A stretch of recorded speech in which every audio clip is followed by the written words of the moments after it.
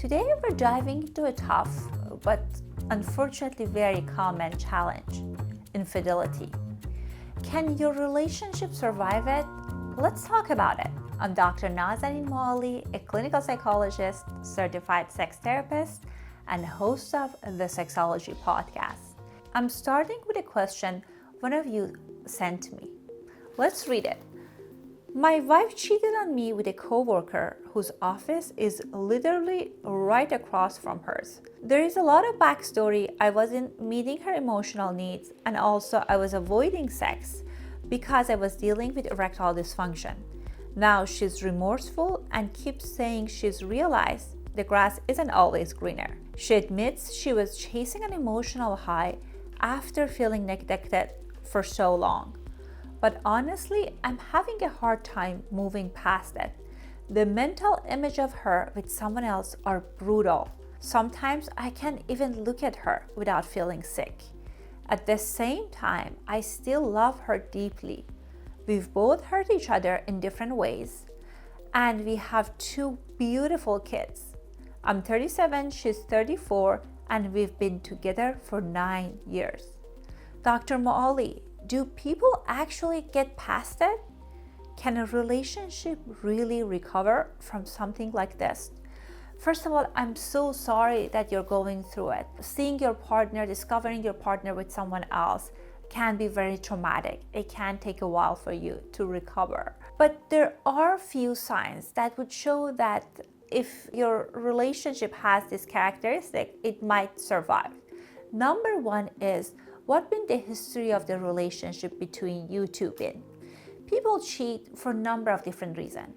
Sometimes people cheat because they were at the wrong place at the wrong time. I'm not saying that they shouldn't take accountability and responsibility what they've done, but sometimes some of my clients, they say, I was happy in my marriage, or my relationship is great, but I drank a lot at office holiday party, and then I acted out with kissing and making out with this coworker, or doing this thing that I told my partner that I would never do, or hire a hooker, whatever it is. In that moment, they didn't have the ability to make the right decision. It might have nothing to do with their partner.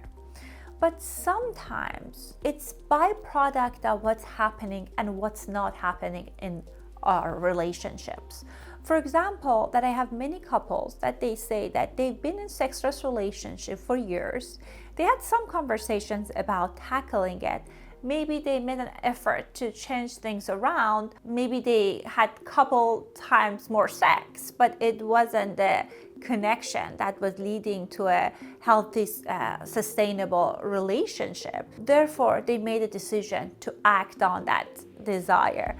Again, I'm not saying what they've done is right, but if what happens is a byproduct of impulsive decision, for example, acting on attraction in the moment without thinking it through, that would be an easier fix compared to someone that they struggle for a while and then they built resentment and frustration, or maybe their partner cheated on them and they wanted to get revenge, because there are like multiple layers underneath that lead to someone to make that intentional step toward going outside the relationship.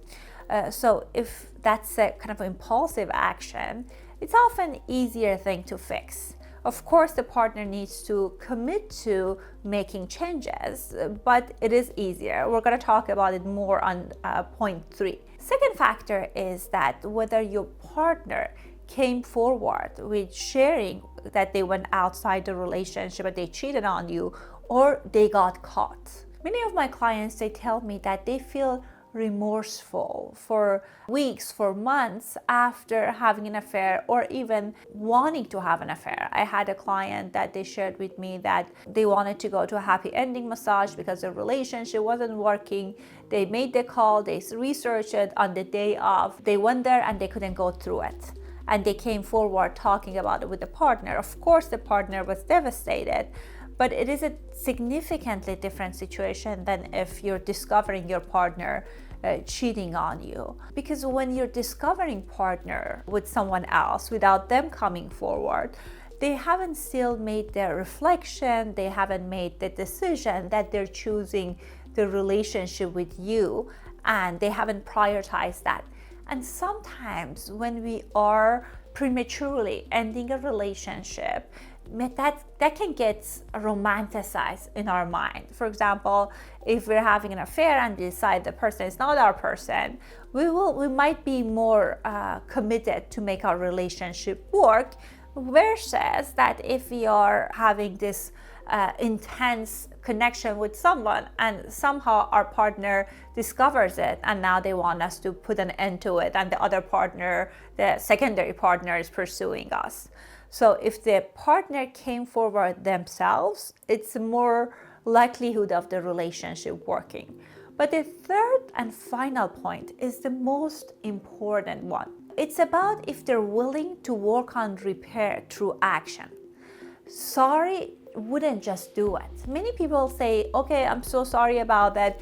Maybe they listen to the partner for a couple of weeks or a couple of months, and then they get frustrated. They say, why my partner is not able to pass it? Or they just not doing any changes that it shows that they are committed to making their relationship work.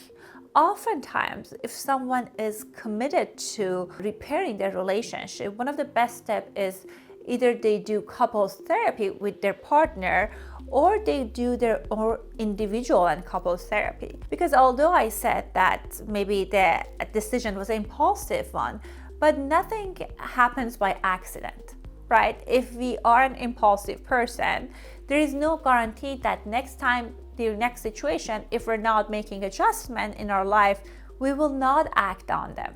So it's really important to address what makes us vulnerable to going outside the relationship and working on repair. Repair looks like you listening to your partner, the person who went outside the relationship, listening to the partner who got cheated on, to share their emotion. And this could be very, very difficult. It could be like torture for many people. Based on what I'm hearing, it could happen for months. But that shows up, that action can clarify to your partner that you're there for them. You're able to pay the consequences. And also there's a period of time that is important for you to work on building trust. And building trust can happen with sharing your password, sharing your email address, maybe having a tracker on your phone. I'm not suggesting it for the remainder of the relationship, because policing your partner can really kill sex in the relationship, but sometimes it's necessary for a few months. And lastly is doing the work to strengthening the relationship through couples therapy.